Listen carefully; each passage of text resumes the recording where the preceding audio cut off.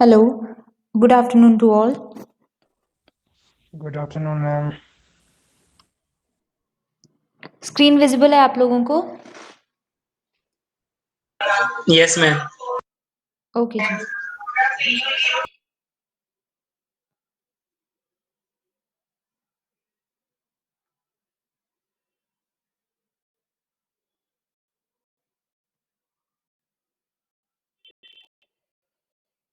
Okay, let's start. So this is the next lecture for Unit 3. In Unit 3 basically हम लोग modules of ERP system जो है वो discuss कर रहे हैं कि अलग अलग मॉड्यूल्स क्या होंगे। मॉड्यूल्स को हम लोग कंपेयर कर सकते हैं एज इन वी से कि हमारा अगर कॉलेज है, कोई स्कूल है, तो उसके अंदर जो अलग अलग डिपार्टमेंट्स हैं, वैसे ही हमारे पास किसी भी ERP सिस्टम के अंदर अलग अलग मॉड्यूल्स होंगे। Those are when we talk about any system, anything which we want to execute, we talk in those terms. We say that these are the modules, these are the different modules, executable things, which are going to perform several operations or processing according to our requirement or the business requirement basically. So अब हम बात करने वाले हैं इस unit में कुछ ऐसे आई वुड से ऐसे मॉड्यूल्स की जो कि कॉमन है हर एक बिजनेस ऑर्गेनाइजेशन में, या फिर हम बोलें कि most of the business organisations के लिए कुछ कॉमन मॉड्यूल्स जो हैं उनकी बात करेंगे। अगर इन मॉड्यूल्स को हम लोग इनके बिना और मॉड्यूल्स देखें तो वो कुछ कंपनी स्पेसिफिक या ऑर्गेनाइजेशन स्पेसिफिक कस्टमाइज्ड मॉड्यूल हो सकते हैं, जो कि सिर्फ उनके रिक्वायरमेंट के अकॉर्डिंग कोई भी काम करे। But there are some modules जो कि अज्यूम किया जाता है कि मोस्ट ऑफ द ऑर्गेनाइजेशंस इन मॉड्यूल्स पे काम कर रही होंगी डेफिनेटली। तो इसीलिए जो ERP सेल करते हैं, ERP वेंडर्स हैं, वो ऑर्गेनाइजेशन इन मॉड्यूल्स को ऑलरेडी बिल्ट करके रखती है to show as a prototype to that organisation कि ऐसे ऐसे ये सारा मॉड्यूल्स जो हैं वो आपस में कोरिलेटेड हैं और इस टाइप की आउटपुट्स जो है वो आपको दिखाएंगे, so that it can help them to sell their product.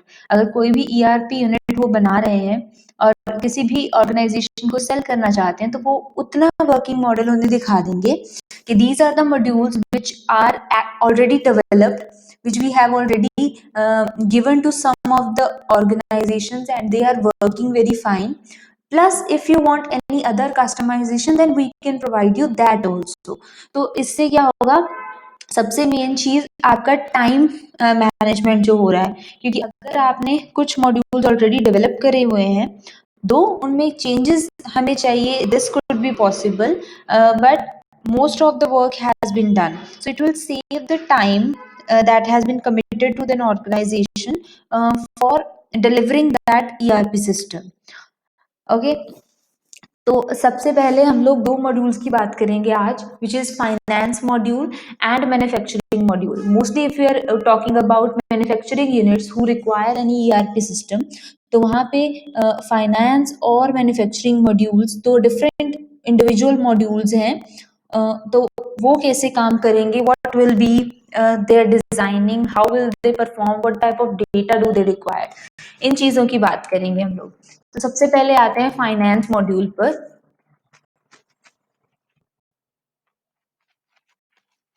So finance module is all about accounting process. एक ऑर्गेनाइजेशन है, जितना भी वी वुड से कि मनी रिलेटेड काम है, जितना भी अकाउंटिंग का काम है, whether they are purchasing anything from any suppliers or they are supplying or delivering their goods which they are producing, or their end product, whether it is about selling that product, तो किसी भी तरीके का accounting अगर किसी भी organisation में involve है तो वो उन सारी चीज़ों की हम लोग यहाँ पर बात करेंगे। सो हम लोगों ने बेसिकली एक अकाउंटिंग प्रोसेस लिया है जहाँ पर एक मैन्युफैक्चरिंग ऑर्गेनाइजेशन है, उसका कस्टमर उससे कुछ ऑर्डर कर रहा है एंड हाउ एक अकाउंट्स डिपार्टमेंट के थ्रू एक इनवॉइस जनरेट होता है, फिर रिक्वेस्ट जो है वो डिपार्टमेंट्स की तरफ जाती है, फिर वो प्रोसेस कैसे होती है, एंड एट द एंड जो वो कस्टमर है उससे वो रिक्वायर्ड जो डिलीवरेबल प्रोडक्ट है वो कैसे मिलेगा, उसकी बात करेंगे। This is just the one case जहाँ पर अकाउंटिंग इन्वॉल्व हो सकती है। There could be many more, like the payroll system is there. जितने भी एम्प्लॉयज हैं उस ऑर्गेनाइजेशन में काम कर रहे हैं, अगर हम उनके पेरोल की बात करें, that is also an accounting process. What are their working days, what is the bonus that has been given to a particular individual. उसके बिना अगर उन्होंने कोई लीव ली है, then how much compensation will be done from their side. तो ऐसी सारी चीजें जो हैं वो वहां पर कंसिडर होंगी, और एक पेरोल सिस्टम, एक इंडिविजुअल सिस्टम वहां पर सब मॉड्यूल की तरह पे काम कर सकता है। उसके बिना there could be a inventory side. Inventory side हो सकती है कि जहां पर एक ऑर्गेनाइजेशन है उसे कुछ रॉ मटेरियल चाहिए, तो अब वो किन डिफरेंट ऑर्गेनाइजेशंस के पास जाते हैं to get how much of the raw material, फिर उसे प्रोसेस करना, and then to process the request of some more material, and that accounting is also involve in that case. तो हम लोग फिलहाल एक जो प्रोसेस ले रहे हैं वो है कि कस्टमर है, how he is going to make a request for any product and how that product will be delivered to that customer. So as okay, so this is that flow that we have a number of customers. ठीक है, if customers are there, the customers will place an order by customer order process that will go to the accounting department, which will first verify। जब भी एक order place होगा वो department पहले verify करेगा जो भी उनके इन्वेंट्री में मटेरियल अवेलेबल है। So basically the verification process will go on, and also it will send it to the inventory to check that whether that thing is available, that product which has been made request is available or it is out of stock। तो अगर वो available है, okay, then it will be delivered it will be firstly it will not be delivered। अब ये चीज यहाँ पर रुकेगी, another process will take place। और अगर वो चीज वहां पर अवेलेबल नहीं है, then it will go to the purchasing department for order to restock inventory, that this particular thing is not available। You can tell the manufacturing department to increase their speed in manufacturing that product, or if there is any requirement which is related to the manufacturing, they can satisfy that also। कि अगर हमारे पास वो product है, फिर हम लोग क्या decision लेंगे, और इफ वो प्रोडक्ट वहां पर नहीं है, then we will call the purchasing department to restock that thing। now अगर वो प्रोडक्ट हमारे पास अवेलेबल है, then account receivables will calculate that is it available in the required amount which the customer is demanding। if a particular individual is demanding 5 pieces of any product, so do we have that? If so, then the receivable will send the invoices to the customer, and the customer will then pay it using cash or any payment mode that they are comfortable with। then the cash will be delivered, and it will be processed, sent the information about the received payment to the inventory, and then inventory will be responsible for packaging the slips and for delivering the required material। now next thing is, now that customer request has been fulfilled based on the customer orders, all the orders are have been recorded here in the accounting department। अब यहाँ पर हम क्या कर सकते हैं, जितने भी ऑर्डर्स हमारे पास वीकली, मंथली, ईयरली, क्वार्टरली या 6 मंथ्स के अकॉर्डिंग आ रहे हैं, उनके अकॉर्डिंग हम लोग कुछ रिपोर्ट्स जो हैं वो जनरेट कर सकते हैं। सो फर्स्टली जो भी हमारे पास ऑर्डर आया, एक एक एंट्री जो है वो हमने रिसिप्ट में से जितनी भी एंट्रीज आए उसे हमने अपने जनरल लेजर के अंदर स्टोर करना स्टार्ट किया। जैसे ही हम स्टार्ट करते जाएंगे, that act as a table. उस टेबल के अंदर आपके डेट वाइज कस्टमर ऑर्डर के साथ एक पर्टिकुलर आईडी के साथ जितने भी रिकॉर्ड्स हैं वो सारे के सारे स्टोर हो जाएंगे। अब ये डेटा हमारे पास बहुत काम आ सकता है। This could act as an our operational data. ये ऑपरेशनल डेटा आपको अलग अलग तरीके के एनालिसिस दे सकता है, विच actually used to generate accounting reports, which is analyzed by the management department to take further decision to increase the sales of that organization. Inventory will send its inventory totals to the ledger. If there are any fixed assets involved in that organization, they will send their things separately. The thing that we have talked about, the payroll system अपने आप में एक अलग system है जिसमें सारी चीज़ें calculate होंगी। बट यहाँ पर क्योंकि हम लोग सिर्फ कस्टमर मॉड्यूल्स की बात करें, so we have just written that payroll is there, payroll total has been added, and यहाँ पर पूरा का पूरा अकाउंट जो है वो मैनेज हो जाएगा। और यहाँ से परचेजिंग डिपार्टमेंट में if we are purchasing anything then that has to be recorded in the ledger also, because we are crediting something to the creditors, to the I would say to the stakeholders or to the suppliers whom are responsible to deliver us the raw material. तो इस तरीके से हमारा जो accounting का system है, basic accounting system जो है वो वर्क करेगा। कैसे कस्टमर का रिक्वेस्ट जो है वो सॉल्व होगा, वो रिक्वेस्ट के रिसिप्ट्स आने के साथ साथ वो जनरल लेजर के अंदर कैसे स्टोर होगा, to calculate the overall profits और लॉस ऑफ दैट कंपनी, और उसके अकॉर्डिंग रिपोर्ट्स बनाई जाएंगी जो कि एक मैनेजमेंट प्रोफेशनल्स को दी जाएंगी ताकि वो अलग अलग डिसीजंस जो हैं फ्यूचर के लिए वो ले सकते हैं। तो अब ईआरपी में इस पूरे प्रोसेस का क्या काम होगा, तो अगर मैं ईआरपी सिस्टम को ERP system for any manufacturing unit is itself a manufacturing organization. वो खुद भी एक पूरा ऑर्गेनाइजेशन है but in the virtual form, right. जो भी रियल टाइम में रिक्वेस्ट आ रहा है, एंट्री हो रही है, उसी को हम लोग उस वर्चुअल सिस्टम के अंदर एंटर करते हैं और सारे के सारे रिजल्ट्स जो हैं वो हमें वहाँ पर दिख रहे हैं। तो इसलिए हमने बोला बिकॉज उसी एक्चुअल रियल लाइफ ऑर्गेनाइजेशन का वर्चुअल फॉर्म है ERP। तो जो भी डिपार्टमेंट्स रियल लाइफ ऑर्गेनाइजेशन में होंगे उन्हें हमने बोल दिया मॉड्यूल्स। तो क्योंकि हमें पता है जितने भी अलग अलग डिपार्टमेंट्स हैं उनका अपना एक लॉन्ग प्रोसेस है हर एक चीज़ को प्रोसेस करने का। जैसे हम लोगों ने यहाँ पर एक प्रोसेस जो है वो डिस्कस किया कि अगर एक कस्टमर रिक्वेस्ट कर रहा है तो अकाउंट्स डिपार्टमेंट उसे कैसे रिक्वेस्ट को हैंडल करता है और उस ऑपरेशनल डेटा को कैसे यूज करता है। तो वो चीज़ एक अकाउंट डिपार्टमेंट अलग से बना है वहाँ पर हैंडल हो रही है, बट वैसे ही अकाउंट्स मॉड्यूल के अंदर मेरे ERP सिस्टम में भी वो चीज़ मैनेज हो रही है लाइकवाइज। तो इसका मतलब अभी हमने सिर्फ एक मॉड्यूल की बात की है, there can be several such modules, either customized or inbuilt one or the common one which can be used by any organization.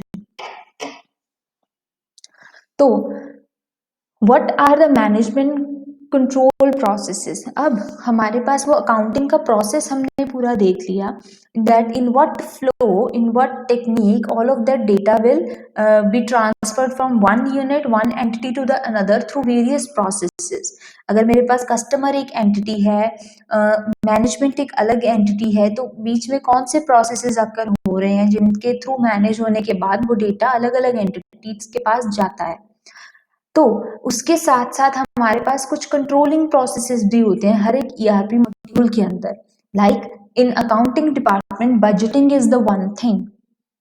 Budgeting में हमें देखना होगा what are your expenditures, how much are you spending on the things, what is your annual revenue, what is the allocation, how much are you giving to your suppliers, what are you getting from your customers, what is your actual annual profit. So in that sense every organization is going to manage their budget, their cash management, whatever cash information they are getting, they have to analyze that and they have to do some what if analysis. What if they go out of the cash after some time during the recession period? So that system should be able to make such decision, that in that case, what if that recession occurs, so in that case, do we have that amount of money so that we can uh, give at least the salary to our employees that are there? We can, at least we can pay the bills that are going to come in the come for the electricity bills or water supply bills or anything, may be the rents also. तो वैसे time पे जब आपको cash manage करना है, वो एक management process है अकाउंट्स डिपार्टमेंट का। Capital budgeting is there, investment management, अगर आपने कहाँ कहीं पर इन्वेस्ट किया है, you have to give the EMIs, और if you are investing there and you are how you will invest in a particular thing, if you are expecting, if you have taken the decision that this is going to give me a profit after some time, only then you will invest in a particular business. So that thing, that type of management is also done. If an organization is thinking कि हमें एक नया product जो है वो launch करना है, so basically उस प्रोडक्ट को सेल करने से पहले उसे कुछ इन्वेस्टमेंट चाहिए, जिसके बाद जिसमें इन्वेस्ट करने के बाद वो लोग उसे सेल करेंगे, and then they talk about the profit और लॉस और whatever they think of. So how much they should invest in a product, and in what way, what will be that investment also include your promotions, what type of marketing you are doing, so that is also a part of investment, in what modes you should do your marketing. So that is all the part of accounting department, that how much budget they are allocating for a particular marketing process. Okay, so अब बारी आती है कि हमारे पास कुछ traditional accounting systems भी थे, and हमारे पास जो न्यू अकाउंटिंग सिस्टम्स हैं वो भी आ गए हैं। So what will be the difference in those two, why we are moving towards the ERP systems? So traditional will only give you operational level softwares. Traditional accounting softwares की बात करें तो हमारे पास ट्रेडिशनल सॉफ्टवेयर्स में basically Tally marketing जैसे softwares आ जाते हैं। तो वहाँ पर आपको एक लेजर दिया जाता है, that ledger will perform the calculations based on the basically the entity you are talking about. Every entity will create its own account, and whatever transaction they are doing वो उस सिस्टम के अंदर store हो जाएगा। लेकिन वो system आपको कुछ भी एनालिसिस जो है, कुछ भी अलग एनालिसिस या डिसीजन मेकिंग कैपेबिलिटीज वो नहीं दे सकता। और मोर ओवर वहाँ पर जो रिपोर्ट्स जनरेट होती हैं वो भी बहुत ही लिमिटेड टाइप की रिपोर्ट्स जनरेट होती हैं। तो that is only a operational level software, this is not a smart software. So that is one type of traditional software which produce invoices, maybe checks the statements only, do the operational stuff, do not do any type of smart work, I can say. So financial accounting, that should also be responsible for creating some external reports which can be used by the management for management accounting, and by those reports they can think about a decision that they can make for the profitability of the organization. So इसीलिए ये सारी चीजें related हैं, that traditional system is somewhere lacking in a context which ERP is fulfilling, and that is why we want to move to the ERP system, so that to make better decision making. Similarly, if we talk about some points about accounting system and ERP modules, then we say that ERP system, it shares the information in integrated database. We know that everything which is stored in the ERP system relies on a single database. Every change that has been made there will reflect at a time whenever that change has been made. At the same time, it will be reflected in other modules also wherever it is accessible. So it provides you up to date information. The flow, the type of flow that is happening in the ERP system is seamless. Okay, you don't have to wait, it will flow just by the time it is happening, it will be shown at the other side also. it creates the document flow of transaction. So the flow of transaction, real time scenario is given. The real time information change can be seen by the individuals who are using that ERP system. Whether in the traditional accounting systems, manual or separate transfer of information is there. अगर manual account systems की बात करें तो आज के दिन में जितने भी changes उस system के अंदर हुए हैं, that will be updated by the evening, जिससे कि नेक्स्ट डे जो एम्प्लॉयज़ हैं या फिर जो भी स्टेक होल्डर्स हैं जो उस डेटाबेस को एक्सेस कर सकते हैं वो तभी उससे देख सकते हैं whenever it is going to be released. और ये भी है कि वो ट्रेडिशनल जो प्लेटफॉर्म्स थे they are not supported by multiple platforms. There are different type of software for different type of platforms available. Whether जो ईआरपी सिस्टम है वो हमेशा हम लोग इस तरीके से बनाते हैं that it should be accessible bye most of the platforms which are used by the people around.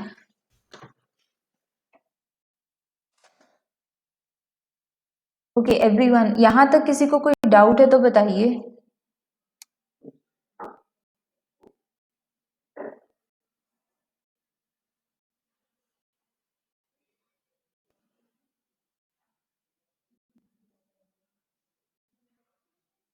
Yes, anyone?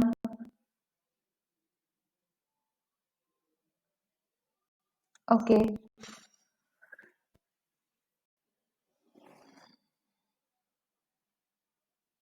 So this is basically the comparison. Now we say that what are the subsystems which are involved in managing that finance department. उस finance department की हमने बात कर ली कैसे flow वहाँ पर काम करेगा, लेकिन उसके भी कुछ subsystems involved होंगे. So there can be credit management system which accounts receivable balances and automatically updates, so sales has up to date information on customer credit limits, any credit information which is there, any product profitability is there. if अगर मेरे पास एक table है और table में सारे तरह की entries हो रही हैं, जितने भी अगर एक कंपनी है वहां पर 5 तरह के प्रोडक्ट्स जो हैं वो मैन्युफैक्चर होते हैं, सेल होते हैं, तो वो लोग जब भी एक सेल कि एक इनवॉइस जो है क्रिएट करते हैं, एक रिसिप्ट बनाते हैं, तो उसी टाइम पे वहाँ पर वो जनरल लेजर के अंदर, हम लेजर यहाँ पर टर्म अकाउंटिंग्स की फॉर्म में यूज कर रहे हैं as a contrary to table. तो वो टेबल में वो सारी इंफॉर्मेशन स्टोर हो रही है। अब आपको पता है अगर मेरे पास टेबल है I can sort it in any way, in what ever way I want, I can even create a view of it. तो उसमें से अगर मुझे चाहिए कि एक मेरे पास टेबल है उसमें से सिर्फ product one P1 product is there, सिर्फ उसी का इंफॉर्मेशन मुझे चाहिए, आई कैन क्रिएट दैट। और उसके बाद मुझे चाहिए कि इस प्रोडक्ट में सिर्फ इसी प्रोडक्ट में मुझे एवरेज कितना प्रॉफिट जो है एक मंथ में रिसीव हुआ है, so I can calculate that, I can make decisions on that. अगर मुझे एक ऐसा प्रोडक्ट है जिसकी सेल्स ज़्यादा प्रॉफिट जो है दे रही है क्योंकि that product is more in demand, so I can increase my sale on that product. Whether किसी और प्रोडक्ट की मैन्युफैक्चरिंग कर रहा हूँ मैं अपनी ऑर्गेनाइजेशन के अंदर जहाँ जिसका इतना सेल्स ही नहीं है, जिसका इतना प्रॉफिट ही नहीं है, सो ये आपको आपके ऑर्गेनाइजेशन के लिए अलग अलग तरीके के डिसीजंस लेने में हेल्प कर सकता है। फिनिश्ड गुड इन्वेंट्री, सो आपके पास जो इन्वेंट्री है उसकी डिटेल्स अगर रखनी है, what things has been there, उनका जो अकाउंट्स की इंफॉर्मेशन है, अगर वो चीज़ें वेयर हाउस में ट्रांसफ़र होती हैं या फिर उनकी फाइनेंशियल स्टेटमेंट्स जो हैं वो सारी की सारी चीज़ें आपको एक अलग इंफॉर्मेशन देंगी। इनएक्यूरेट इन्वेंट्री कॉस्टिंग, अगर किसी ऑर्गेनाइजेशन ने इनएक्यूरेट कॉस्टिंग कर ली है दैट मीन्स कि इन्वेंट्री में आपको एक पर्टिकुलर रॉ मटेरियल की ज़रूरत नहीं थी, but as per the scheduled request आप हर 1 महीने के बाद यू मेक दैट रिक्वेस्ट, तो इसीलिए आपके पास कुछ रॉ मटेरियल जो है एक्स्ट्रा ऑक्यूपाई हो गया है, ठीक है। तो you can make a decision कि for the next time whenever that reminder comes that I have to make a inventory request again, I will halt that, I will halt that till the time I will be using the thing which is already there in my stock and then I can actually save the amount of money and wastage of that raw material that is going to happen. Consolidating information from subsidiaries. So it provides an integrated database with the capability of converting multiple currencies. So if you want to take a look on accepting different currencies, if you want to, if any ERP system wants to do any international business, so for that thing they have to manage, they must have a subsystem which is managing their currencies. Next thing is management reporting, which is the important part, that how your data, your operational data is going to be used to make several analysis. Creating an audit trail. It provides interconnected document flow which establish an audit trail and make it possible to research and link source documents. If you want to make a research, if you want to make I would say analysis of previous certain years, and you want to specify that from the establishment of that organization how much they have contributed and how much they have gained in that previous time. So उस तरीके का एक audit trail that can be created using the ERP system. So anything which is involved with the accounting where your capital is involved, those things can be managed in the ERP system, and some of those submodules are discussed here. Next thing is your financial accounting module. If we talk about the module, then similarly, your external reportings that can be there, whatever the legal requirements are there, and your reporting by the accounting standards, वो भी वहाँ पर included होगा कि अगर currency conversion की ही हम बात कर रहे हैं, these things change day by day, and we have to follow the universal rules for the currency conversion whenever they came in. So वो चीज़ें हमारे एक्सटर्नल रिपोर्टिंग के अंदर आ जाती हैं कि आपकी सिस्टम इतना केपेबल हो कि वो एक्सटर्नल रिसोर्सेज को के साथ कांटेक्ट करके या एक्सटर्नल रिसोर्सेज को एक्सेस करके जो भी वहाँ से इंफॉर्मेशन चाहिए उसे भी एक्सेस कर सके. इंक्लूड्स अकाउंट रिसीवेबल सब सिस्टम्स. हमारे पास जितने भी सब सिस्टम्स इन्वॉल्व हैं, that can be any update in your account department. अगर कोई भी पेमेंट है तो उस पेमेंट को whether it is successful, whether it is processing state, whether it is an unsuccessful payment, उससे हैंडल करना, handling all the payments eight several times, क्योंकि एक पेमेंट जब भी प्रोसेस हो रहा है तो उसके अंदर भी डिफरेंट स्टेजेस आते हैं, जिनके बीच में कोई पेमेंट जो है वो हॉल्ट बैक करके अनसक्सेसफुल भी हो सकता है. तो आपका सिस्टम उन सारी सिचुएशंस को समझे, and only then it will allow or make any payment a successful one, and then to produce a statement or invoice of all those of the transaction that has been made, and create a due list date. If you have any payments which are due, for which you are getting any penalty or anything, so that should also be displayed to that particular individual. Accounts payable handles a payment, apply available discount to maximise profit. तो यहाँ पर हमारे पास आ जाएगा कि system के अंदर ही ये चीज़ defined होगी कि on which particular product you want to provide how much discount. So based on the occasions, based on the policies of the system, that whenever they want to provide any discounts, they can make that available on to the system, ताकि सारे product पर equal amount of discount जो है वो handle हो. And within that discount, if I want to calculate the average profit, I should be able to calculate those also.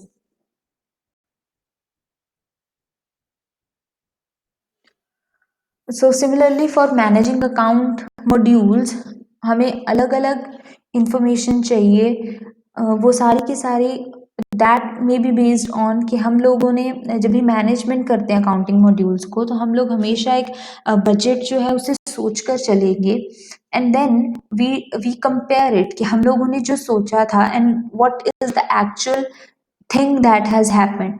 हम लोगों ने सोचा कि एक इस कंपनी में अगर एक पर्टिकुलर टाइम पीरियड के लिए हम लोग एक डिस्काउंट ऑफर देते हैं, तो we were expecting the profit to be of X%, but the profit that we are getting is actually some Y%. So what is the difference between that profit margin? What other strategies should follow, that should be followed by the management department actually, to improvise those sales? So that can be discussed. So based on that, it will give you a different type of analysis देता है आपको system.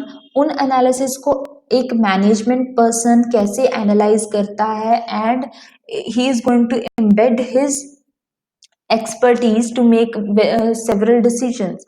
That is a different part. Okay. Then we talk that suppose हम जब भी ERP systems की बात कर रहे हैं, then we always say कि हमारे पास कुछ online real time data आएगा। ERP system is all about a seamless flow on the spot data. So हमारे पास online और real time data आएगा, but that data could differ. One is your operational data and one could be any other type of data. Okay. So operational data के क्या advantages हैं, how that will be gained, and what are the advantages of the another information that we are getting. So basically operational data वो data है जिसके through आपको कुछ ना कुछ डिसीजन लेने में हेल्प हो सकता है, like your feedback of the quality of the services that you are giving, and feedback of the efficiency of the processes, how you are processing the request of that customer, how much are you able to interact with them within a certain period of time, that will be considered. And operational data is basically information that is timely and specific. It should be specific and clear for the customers uh, to to know that what you want to try to say. It should be, everyone should be able to understand that. It should not be that much typical that some of the persons are not handling it, are not understanding it. Then it is used for real time operational control. Then there can be another type of data which can just give you some strategic information on the profitability. uh, it is also real time data, no doubt, because every data that we are getting is of real time, but it acts as a basis for continuing improvement to the operations. What are the relays? Like अगर हम बात करें कि एक process है, जिसे process होने में what I am saying is कि एक सपोज एक फॉर्म है उसे मैंने फिल किया, and then I click on the submit button to get that processing. उसे सबमिट होकर नेक्स्ट पेज डिस्प्ले होने में जो भी एक टाइम चाहिए, एक इंफॉर्मेशन हमें उसकी भी आ सकती है कि how your system is actually performing. So with that information अब हमें उस सिस्टम के थ्रूपुट को या रिस्पॉन्स टाइम को इम्प्रूव करने के लिए कैसे डिसीजंस लेने हैं, वैसे कुछ डेटास भी हमारे पास आ सकते हैं। So based on those data, company can take different type of decisions, uh, that where they should invest their capital, where they should make investment to make that data profitable, and to make their ERP system better.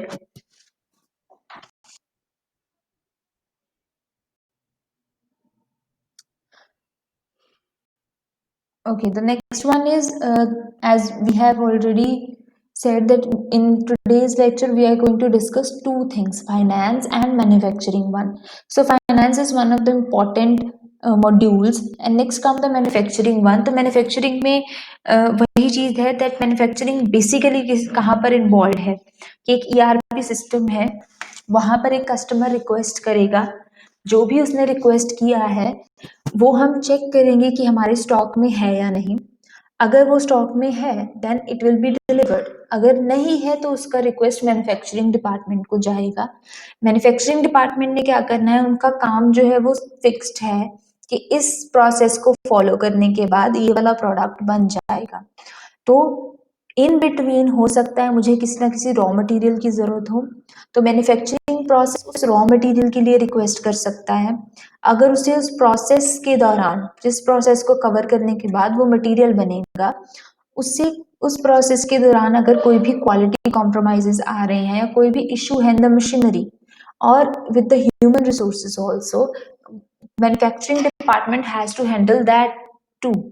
तो basically customer से लेकर supplier and तक जितना भी काम हो रहा है, in between also if there are any conflicts, if there are any other problems that might arise, that should be handled by the manufacturing side. तो मेन चीज यहाँ पर आती है, we have divided into certain parts, material and capacity planning.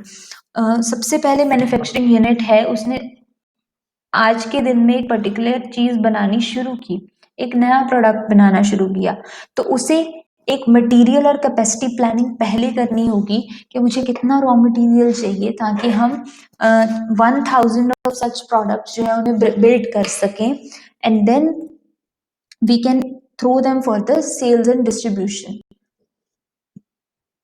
तो उस material and capacity planning के अंदर material is obviously required, how much you are going to get from your suppliers, where it should be stored, and उसको refrain करने के लिए, उसे damage होने से बचाने के लिए हमें क्या क्या करना होगा। Next is your labour resources. हमारे पास मटेरियल है but when you want to manufacture then you obviously require some human resources. तो उन लेबर रिसोर्सेज को मैनेज करना, किस कंसर्न पर्सन का कौन सा टास्क है, हाउ इट विल डू, उनका पेरोल सिस्टम, उनकी डेजिग्नेशंस, सारी चीज़ें। देन प्लांट एंड मशीनरी, अगर आपको उस यहाँ वहाँ पर कोई भी एक मशीनरी चाहिए, then electricity bills, the infrastructure, that machinery, the training that is given to those labor resources to operate those machines, वो सारी चीज़ें मैन्युफैक्चरिंग के मटेरियल एंड कैपेसिटी प्लानिंग के अंदर आ जाएंगी। Then comes your shop floor control. Shop floor control means this is related to the orders which are coming. So it can work as the shop orders. What orders, how much demand is there for a particular product. Then work orders, जितना demand आ गया है उसी speed पर या फिर वैसे उस तरीके से काम हो कि उस ऑर्डर को रिक्वायर्ड टाइम पर कंप्लीट किया जाए। Then can be your backward and forward scheduling, क्योंकि अब हम एक डिमांड को कवर करने के लिए एक पर्टिकुलर प्रोसेस चला रहे हैं तो उसे शेड्यूल्ड होना बहुत ज़रूरी है। So that there can be two type of scheduling, there forward and backward type of scheduling.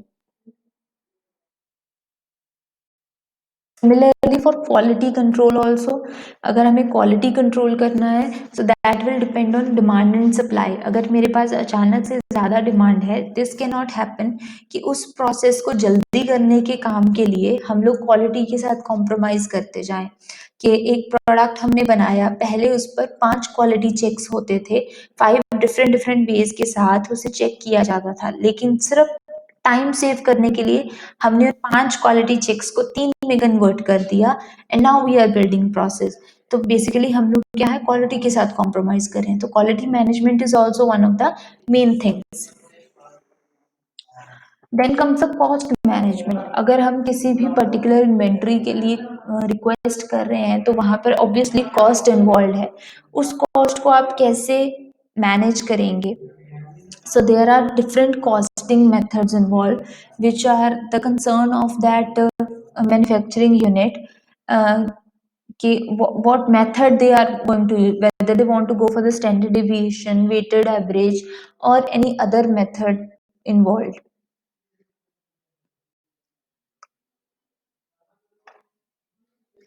Then comes serialization and lot control. Lot control and serialization basically comes with कि एक organization है, when they want to process a batch. Batch means where there occurs a number of requests at a time and you want to process them simultaneously. तो वहाँ पर हमारे पास batches या अगर lot की बात आती है तो उससे हम कैसे मैनेज करेंगे?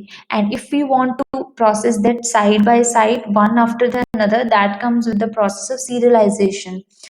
That if you want to make it one after the another, then also in that time scheduling, time management should be there कि आप serialize इस तरीके से करो कि आपका पूरा बैच टाइमली कंप्लीट हो सके। और फर्दर जब भी हम सीरियलाइजेशन की बात करते हैं या फिर बैचेस की बात करते हैं, they are always concern with a particular number. उनके साथ हमेशा एक नंबर कंसर्न होगा, जिस नंबर के साथ हम लोग उस बैच को आइडेंटिफाई कर सकें कि ये हमारा रिक्वेस्ट नंबर सपोज 128 है, जिसके अंदर हमारे पास फर्दर 10 सब रिक्वेस्ट आ रही हैं और उससे हमें रिक्वायर्ड टाइम पे मैन्युफैक्चरिंग यूनिट के अकॉर्डिंग प्रोड्यूस करना है या प्रोसेस करना है। Okay, so this is all about manufacturing and finance module. सो यहाँ पर बेसिकली यही चीज़ है कि आपके अंदर आपका कोई भी मॉड्यूल मिल जाए, you have to know the entire flow of process, और जैसा भी फ्लो है उसे ऑटोमेट तो करना ही है। That we know, that we have already done in software engineering part also, कि जितने भी मॉड्यूल्स हैं, अलग अलग सब पार्ट्स हैं, उन्हें तो हम मैनेज करेंगे। But ERP, what ERP actually does is, वो आपको उसके साथ साथ कुछ ऐसे मैनेजमेंट वेज भी बताता है जिसके थ्रू आप अपने सिस्टम को एफिशिएंटली मैनेज कर सकते हो, मेंटेन कर सकते हो, या फिर आपको कुछ ऐसे decision making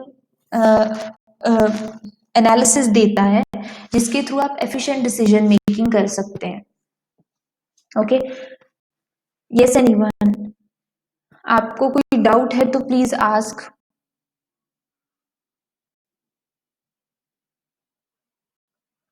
Yes, anyone is having any doubt?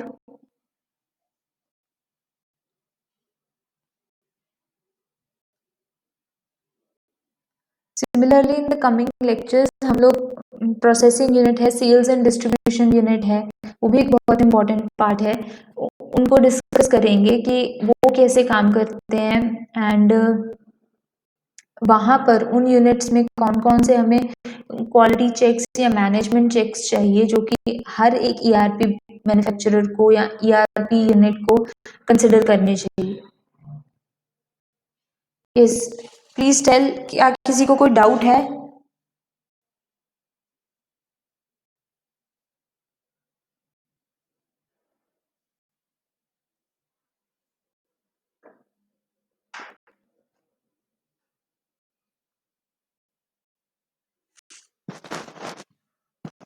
Okay जी, आपकी जो नेक्स्ट असाइनमेंट है वो आपको नेक्स्ट वीक में मिल जाएगी, ठीक है?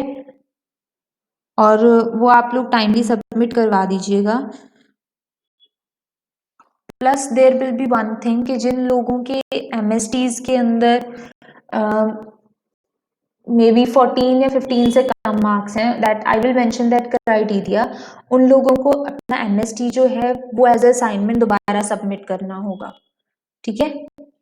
So there will be 2 assignments for those जिनके एमएसटी में सपोज 15 से कम मार्क्स हैं, और जिनके 15 से अबव हैं, they have to submit just one assignment that I will post in your classroom by next week.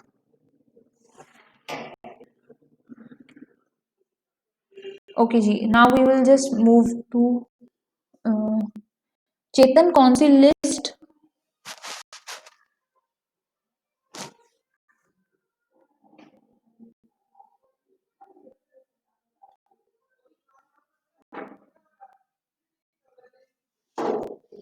हाँ, वो लिस्ट आपको मिल जाएगी। वो एक्चुअली असाइनमेंट उन्हीं के क्लासरूम्स के अंदर शो होगी जिसको असाइंड है, ठीक है? अगर आप अपना, हाँ, अगर आप अपना क्लासरूम खोलोगे, आपको 2 असाइनमेंट्स दिख रही हैं, तो आपको वो करनी है, अदरवाइज दूसरे लोगों को वो असाइनमेंट दिखेगी नहीं।